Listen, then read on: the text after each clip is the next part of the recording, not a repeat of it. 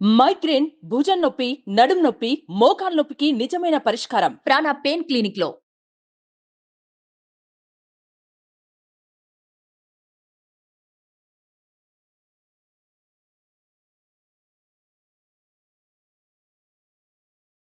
రాశి ఫలాల గురించి ఒక్కసారి నాకు వివరిస్తారా మీరు? మొట్టమొదటిగా ఏ రాశి గురించి చెప్తారు? తప్పకుండా. ఇప్పుడు ఇది మనకు వచ్చేది 2025 ఆంగ్ల సంవత్సరాది. ఓకే. అంటే కొంతమంది ఇప్పుడు విమర్శించారు 24 కదా, 24, 25. అదే 25 ఆంగ్ల సంవత్సరాది అంటే మనం ఇంగ్లీష్ క్యాలెండర్ అంటే 25లో వచ్చేది 25 ఆంగ్ల 25 కదా. Okay. జనవరి 1 25. ఓకే. అవును. జనరల్ గా మనము అంటే మరి మీరు ఉగాది నుండి ఎందుకు చెప్పట్లేదు అంటే చాలా మంది ఉగాది వరకు కూడా ఆగట్లేదు, జనవరి 1 కూడా ఆగట్లేదు, డిసెంబర్ నుండి నవంబర్ నుండి అడుగుతా ఉన్నారు అందరూ. ఓకే.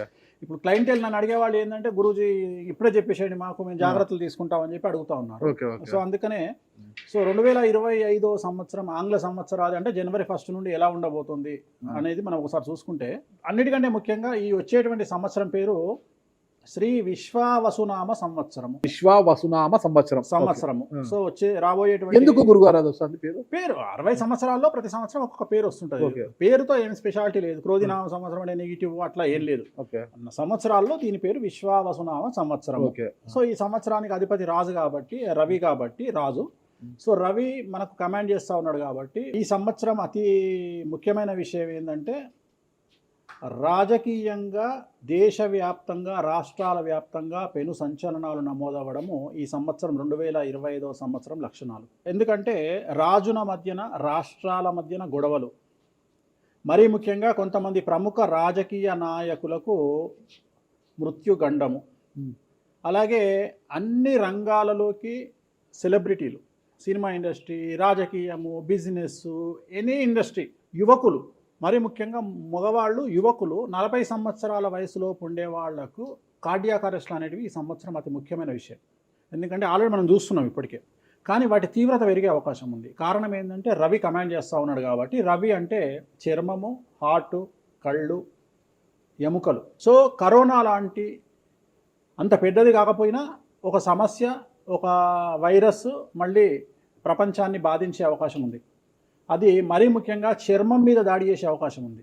అంటే చర్మానికి సంబంధించినటువంటి ఒక సమస్యల బారిన పడి ఈ సంవత్సరము జనాలు వైరస్ బారిన పడే అవకాశం ఉంది మరీ ముఖ్యంగా. అలాగే ఇప్పుడు ఇంచుమించు 40 సంవత్సరాల లోపు యువకులకు కార్డియాక్ అరెస్ట్ అనేటువంటివి జరిగే అవకాశాలు కనిపిస్తూ ఉన్నాయి. అలాగే ఈ సంవత్సరం గుండెపోటు వల్ల మరణాల సంఖ్య చాలా ఎక్కువ. ఇదంతా 2025 జనవరి నుంచి. జనవరి నుంచి ఎగ్జాక్ట్లీ. అలాగే ఈ సంవత్సరము ఎండల తీవ్రత చాలా ఎక్కువ, విపరీతమైనటువంటి ఎండలు ఉండే అవకాశం ఉంది. అలాగే ఈ సంవత్సరాలు ప్రపంచవ్యాప్తంగా అగ్నిపర్వతాల పేలుడు అనేటువంటిది ఈ సంవత్సరం గమనించాల్సినటువంటి విషయం. అలాగే ఈ సంవత్సరం మంచు పర్వతాలు కరగడం వల్ల వాతావరణంలో మార్పులు గమనించాల్సి ఉంటుంది ఈ సంవత్సరం. అలాగే అమెరికా దేశానికి విపరీతమైనటువంటి గాలి తుఫానులు, వరదలు ఈ సంవత్సరం కనిపిస్తూ ఉన్నాయి. అలాగే 1-2 దేశాల మధ్యన యుద్ధ వాతావరణం ఖచ్చితంగా ఉండి తీరుతుంది, లేదా యుద్ధం జరుగుతున్నాయి కదా, అది ఇంకా పెరుగుతుంది. ఓకే. ఇప్పుడు ఉన్నదానికంటే తీవ్రత పెరుగుతుంది అనేది. ఓకే. అలాగే మనకు 2025 సంవత్సరంలో సెప్టెంబర్ 7వ తేదీ 2025 సంవత్సరం ఆదివారం రాహుగ్రస్త సంపూర్ణ చంద్రగ్రహణం ఏర్పడుతుంది. ఇది కుంభరాశికి వ్యతిరేకమైన ఫలితాలు ఇస్తుంది. అలాగే వచ్చే సంవత్సరం అంటే 2025 సంవత్సరంలో మే 9వ తేదీ నుండి సరస్వతి నదికి పుష్కరాలు అనేటువంటివి ఏర్పడతా ఉన్నాయి. ఈ సంవత్సరము రాజకీయ నాయకులకు సంబంధించి మరీ ముఖ్యంగా ఇందాక మనం మాట్లాడుకున్నట్టుగా పవన్ కళ్యాణ్ గారికి ఏలినాటి వెళ్ళిపోతుంది. అలాగే లోకేష్ గారి జాతకరీత్యా, పవన్ కళ్యాణ్ గారి జాతకరీత్యా విపరీత రాజయోగం అనేటువంటిది కనిపిస్తూ ఉంది. జగన్మోహన్ రెడ్డి గారికి లేదా రాజయోగం వల్ల? ఇప్పుడు లేదు, ఈ సంవత్సరం లేదు. అంటే 2025 సంవత్సరంలో లేదు. 29 కన్నా ఉందా? అది మన తర్వాత మాట్లాడుకో. ఓకే. 25లో మాత్రము నేను అనేది ఏంటంటే ఇప్పుడున్న స్థాయి కంటే వీళ్ళిద్దరికి ఇంకా పై స్థాయికి వెళ్ళే అవకాశం ఉంది, లోకేష్ బాబు కానీ పవన్ కళ్యాణ్ గారు కానీ. అదే నాకు అర్థం కావడం, వాళ్ళిద్దరు మంత్రులే, నాకు అర్థం కాదు. ఇప్పుడు ఉన్నటువంటి పదవుల కంటే కూడా గొప్ప పదవులను వీరు పొందేటువంటి అవకాశాలు కనిపిస్తున్నాయి. రాజ్యసభ తీసుకుని కేంద్రానికి వెళ్తారా? కేంద్ర మంత్రులు పెద్దదే కదా, కేంద్ర మంత్రి అనేది పెద్దది కదా. సో అది ప్రభాస్ గారి జాతకంలో చాలా అనుకూలమైనటువంటి ఫలితాలు, శుభవార్తలు వినేటువంటి అవకాశాలు కనిపిస్తా ఉన్నాయి. వివాహం అవుతుందా చెప్పలేము, ఎందుకంటే తులారాశి కాబట్టి వివాహం కావచ్చు. సో ఫ్యాన్స్ కి ఇది పండగనే, పెద్ద పండగనే. ఓకే. రైట్ సో ఇది ఓవరాల్ గా ఇంకా బేసిక్ డీటెయిల్స్ అంటే ఓవరాల్ 2025లో ఎలా ఉంటుంది అనేది. సో ఇప్పుడు మనం రాసుల గురించి కనుక తీసుకున్నట్లయితే ఎలా ఉంది, రెమెడీస్ ఏంటి? ఎస్. సో ఈ సంవత్సరము మేషరాశి జాతకాన్ని విశ్లేషించినట్లయితే మేషరాశి వారికి ఆదాయం 2, వ్యయం 14, రాజపూజ్యం 5, అవమానం 7. ఈ సంవత్సరము మార్చి 29వ తేదీ నుండి అంటే 2025 మార్చి 29వ తేదీ నుండి ఏలినాటి శని ప్రారంభం అవుతున్నది. ఎవరైతే 24 సంవత్సరాలు నిండి ఉంటారో అబ్బాయి కానీ అమ్మాయి కానీ వాళ్ళ జీవితంలో పెను మార్పులు సంభవిస్తాయి. మరీ ముఖ్యంగా తల్లిదండ్రుల్లో ఒకరికి ప్రాణగండం అనేటువంటిది లేదా ఆరోగ్యపరమైన ఇబ్బందులు, అలాగే పోలీసు లేదా కోర్టు కేసులు, సమాజంలో సంఘంలో చెడ్డ పేరు రావడం, ఉద్యోగంలో బదిలీలు, బంధువుల వలన సమస్యలు, వాహన ప్రమాదాలు ఏర్పడే అవకాశం ఉంది. అలాగే విద్యార్థులకు విదేశీ యానము మరియు చదువులో ఉత్తీర్ణత, అలాగే ఉద్యోగం లేని వారికి ఉద్యోగం రావడము, అవివాహితులకు వివాహయోగ సూచనలు మరియు సంతానం లేని వారికి సంతాన ప్రాప్తి, అలాగే వ్యాపారస్తులకు విపరీతమైనటువంటి లాభాలు కానీ ఇన్కమ్ ట్యాక్సులు లేదా జిఎస్టీల పరంగా సమస్యలు ఏర్పడతాయి. అలాగే రైతులకు ఆశించిన దానికంటే దిగుబడి రాబడి పెరుగుతుంది. ముఖ్యంగా ఈ రాశి మేషరాశి ఆడవారికి సంబంధించి విపరీతమైన అనుకూలతలు కనిపిస్తూ ఉన్నాయి. మీ ఇంట్లో కన్యా రాశి కానీ వృశ్చిక రాశి గారు కానీ ఎవరైనా ఉన్నట్లయితే మాత్రం సమస్యల తీవ్రత అనేటువంటిది చాలా ఎక్కువగా ఉంటుంది. వీరికి సంబంధించి ఇప్పుడు మీరు అడిగినట్లుగా జాతకపరమైన పరిహారం కనుక చూసుకున్నట్లయితే నల్ల రంగు దుస్తులకు దూరంగా ఉండాల్సి ఉంటుంది. బ్లూ కలర్ దుస్తులు వాడడం వల్ల చాలా వరకు సమస్యల నుండి బయటపడతారు. అలాగే తీరు నల్లారు శనీశ్వర ఆలయంలో ప్రత్యేకమైనటువంటి శని పూజ నిర్వహించుకోవడం ద్వారా ఈ రాశి వారు సమస్యల నుండి బయటపడతారు. ఇది మేషరాశికి సంబంధించి. అట్లా ఎక్కువగా ఒక పూజ మాత్రం ఎక్కువగా చెప్పారు, చాలా మంది కూడా చెప్పారు. తిరునల్లారు శనీశ్వర ఆలయం, శని ఎఫెక్ట్. ఓకే, ఎక్కువ మందికి తిరునల్లారు చెప్పిన అక్కడ ఎంత 450 రూపాయలు ఉంటుంది పూజ. అది తిరునల్లారు పాండిచ్చేరిలో ఉంటుంది. అక్కడికి వెళ్ళి పూజ చేసుకుంటే సరిపోతుంది. ఇది పేరును బట్టి ఈ రాశుల ప్రకారం ఇలా ఉంటుందని మీరు రాశారా, లేకపోతే వాళ్ళ డేట్ ఆఫ్ బర్త్ ప్రకారం? నక్షత్రం బట్టి, నక్షత్రాలు. ఓకే, నక్షత్రాలు వాళ్ళకి అర్థమైపోతుంది వాళ్ళ నక్షత్రాన్ని బట్టి. అశ్విని నక్షత్రం మేషరాశి, భరణి నక్షత్రం మేషరాశి, పుష్యమి నక్షత్రం కర్కాటక రాశి. మీ రాశి నా రాశి ఒకటే. నా రాశి ఏదో నాకు తెలియదు గురుగారు. మీది వృశ్చిక రాశి. మీది అదేనా? మరి ఎలా గురుగారు ఈ మధ్యన బాగానే ఉందంటారు? మనకు బాగుంది, ఇంకా మన రచ్చనే, ఇంకా రచ్చనే రచ్చనే. ఇక ఎట్లా రచ్చ? ఇంత వివాదాలు అవుతున్నాయి, ఏం కథ అసలు? ఇంకా లైఫ్ అన్నప్పుడు ఇప్పుడు రేవంత్ రెడ్డి ఉన్నాడు. రేవంత్ రెడ్డి ఎన్ని కష్టాలు అనుభవిస్తే సీఎం అయినాడు అంటే ఇక కష్టం తర్వాత సుఖం రెడీగా ఉంటుంది. ఓకే, ఇప్పుడు కష్టపడ్డారు కాబట్టి మీకు సుఖం ఉంది అంటారు. మీకు కాదు, మళ్ళీ మీకు మనకు అందరికీ. ప్రతి మనిషి జీవితంలో పండ్లున్న చెట్టుకే రాయి దెబ్బలు, అంతేగాని పళ్ళు లేని చెట్టుని కూడా పట్టించుకుంటాడు.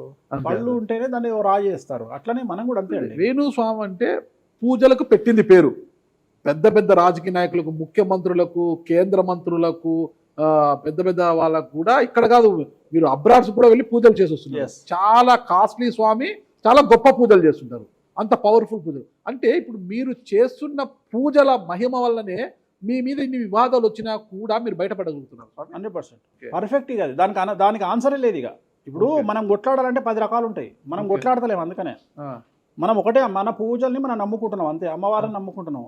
ఇప్పుడు ఒక్కొక్క సమస్యకి ఒక్కొక్క అమ్మవారు పరిష్కరిస్తారు దశమహావిద్యల్లో. మనం అదే చేస్తున్నాం. ఇప్పుడు నేను ఒకటే మాట చెప్తా, కాంట్రవర్సీస్ వచ్చినాయి, మీరు అడిగినరు, ఎన్ని సమస్యలు వచ్చినాయి. జనాలు ఏం ఆలోచిస్తారంటే వేణుస్వామి ఈ సమస్యల నుండి బయటపడతాడా, పడితే ఎలా పడతాడు? నేను ఒకటే అనుకుంటున్నా, ఇంతమందికి పూజలు చేసి వాళ్ళ సమస్యల నుండి బయటపడడానికి ప్రయత్నించే నేను నాకు వచ్చిన సమస్యను కూడా అదే పూజల ద్వారా బయటపడడానికి ప్రయత్నం చేస్తున్నాను. అంటే వివాదాలు చుట్టుముడుతున్నాయి, సోషల్ మీడియాలో వైరల్ అవుతున్నాయి, ఉమెన్ కమిషన్ మీ మీద ఫిర్యాదులు చేశారు. ఇన్ని చేసినా కూడా ఎక్కడా మీకు ఉచ్చు బిగుసుకోవడం లేదు, బయటపడుతున్నారు. అంటే ఇది మీ పూజల మహిమనా, లేకపోతే ఏమన్నా బ్రైబ్ చేస్తున్నారా? అమ్మవార్లు ఇప్పుడు ఉదాహరణ, మనం తెలుగు రాష్ట్రాల్లో ఉంటాం, వెంకటేశ్వర స్వామి వారు అంటే మనకు తెలుసు. ఇప్పుడు తమిళనాడులో పెరుమాళ్ అంటారు వెంకటేశ్వర స్వామిని. అదే నార్త్ ఇండియాకి వెళ్తే బాలాజీ అంటారు. వాళ్లకు బాలాజీ అంటే చాలా భయం. అలాగే మన రాష్ట్రంలో మనకు తెలిసిన వాళ్ళకి కామాఖ్యలో ఉండే అమ్మవారు అంటే భయం. కానీ తెలియని వాడికి భయం ఉండకపోవచ్చు. వాడి ఇష్టం వచ్చినట్టు కామెంట్ చేయొచ్చు అమ్మవారు. చాలా మందికి మీరంటే భయం అనుకుంటా. అంటే మనం చేసే పూజల వల్ల ఉండొచ్చు. ఓకే. నేను అనేది ఏంటంటే నేను చేసే అదే ఇందాక మనం మాట్లాడుకున్నప్పుడు అదే చెప్తున్నా, వామాచారంలో పూజలు చేయాలంటే భయపడతారు. కారణం ఏమిటి అంటే ఖచ్చితంగా మందును ముట్టుకోవాలి, నాన్ వెజ్ను ముట్టుకోవాలి.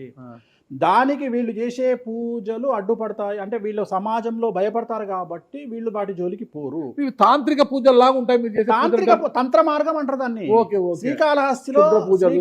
కాదు శ్రీకాళహస్తిలో రావుకేతు పూజ చేయించుకున్నారు కదా, తాంత్రిక పూజలే అది. నిమ్మకాయ పెడితే తంత్రమే, గుర్తుపెట్టుకోండి. అంతే. నిమ్మకాయ ఎక్కడ పెట్టినా తంత్రమే. మిమ్మల్ని కాపాడుతోంది మీరు చేస్తున్న పూజల మహిమే. అంతే అంతే అంతే తగ్గేదేలే.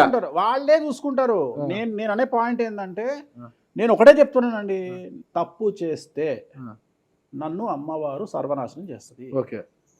అమ్మవారిని విమర్శిస్తే వాళ్ళ సంగతి అమ్మవారు చూసుకుంటది. ఓకే, అంతేనా? అంతే. ఇక నాకు అవసరం, నేను కొట్లాడను చెయ్యను, నాకు అనవసరం, నాకు లొల్లే వద్దు. నాకు నేను దేవుళ్ళని నమ్ముకున్నా, నా పని అదే. నాకు హిమాచల్ ప్రదేశ్ కామాఖ్య కాకపోతే, బాగాలముఖి కాకపోతే, తారాపీఠ పోతే, ఇప్పుడు మన తారాపీఠ పోయి వచ్చిన. చాలా మందికి తెలియదు తారాపీఠ అని కలకత్తా నుండి 300 కిలోమీటర్లు ఉంటుంది. మీరు కావాలంటే గూగుల్ చేయొచ్చు. తారాపీఠ అని అమ్మవారు అండి. ప్రతిరోజు శ్మశానంలో ఉంటుంది అమ్మవారు, ఒరిజినల్ శ్మశానంలో ఉంటుంది. ప్రతిరోజు అమ్మవారికి ప్రసాదం అంటే డెడ్ బాడీ దహనం అయినాకనే అమ్మవారికి నైవేద్యం పెడతారు. అంత పెద్ద ప్రసిద్ధమైనటువంటి దేవాలయం. అమ్మవారు శివుడికి పాలిస్తూ ఉంటుంది. తారాపీఠ అంటారు దాన్ని. శ్మశానంలో ఉంటుంది.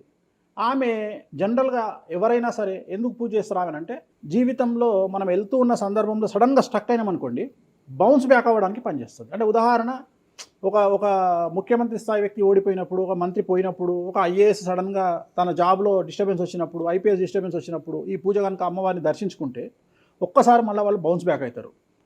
అంటే బిగ్ బ్యాంగ్ థియరీ అనేది అక్కడ పనిచేస్తుంది. మనం మళ్ళీ ఒకసారి బౌన్స్ బ్యాక్ అయ్యి ముందుకు దూకడానికి అమ్మవారు పనిచేస్తుంది. నేను సజెస్ట్ చేస్తుంటా చాలామందికి, వ్యాపారంలో స్టక్ అయినప్పుడు, లేకపోతే ఉద్యోగంలో స్టక్ అయినప్పుడు, అట్లా స్టక్ అయినప్పుడు అయితే మీ తారాపీఠ వెళ్ళి దర్శనం చేయించుకోండి. అక్కడ దర్శనమే, పూజలు ఉండవు, జస్ట్ దర్శనమే. అమ్మవారికి పోయి దండం పెట్టుకొని వస్తే చాలు, ఒక్కసారి మళ్ళీ వాళ్ళు బౌన్స్ బ్యాక్ అవుతారు.